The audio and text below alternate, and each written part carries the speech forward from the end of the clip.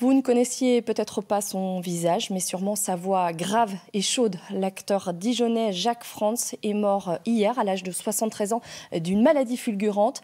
Il avait été pendant presque 40 ans la voix française de Robert De Niro. Reportage Sylvain Bouillot, Christophe Gaillard. Pourquoi je devrais échanger un tyran qui règne à 1000 lieues d'ici contre 1000 tyrans qui règnent à 1 lieue d'ici? Je fais ce que je sais faire.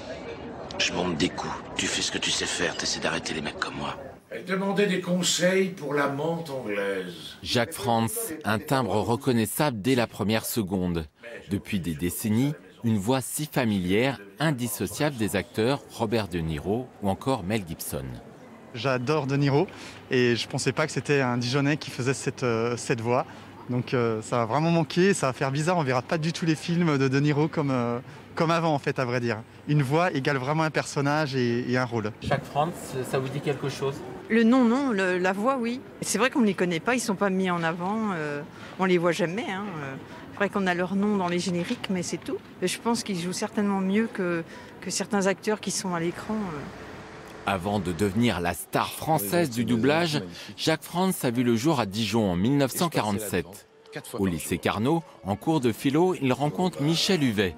Ils deviendront dès lors amis et partageront la même passion du théâtre au Conservatoire d'art dramatique. Il n'a jamais été jeune premier, c'était vraiment un rentre-dedans. Et cette façon un peu bourrue d'agir était aussi une façon de cacher cette fameuse sensibilité ou de la montrer autrement. Conservatoire national, cours Florent, Jacques commence sa carrière au début des années 70.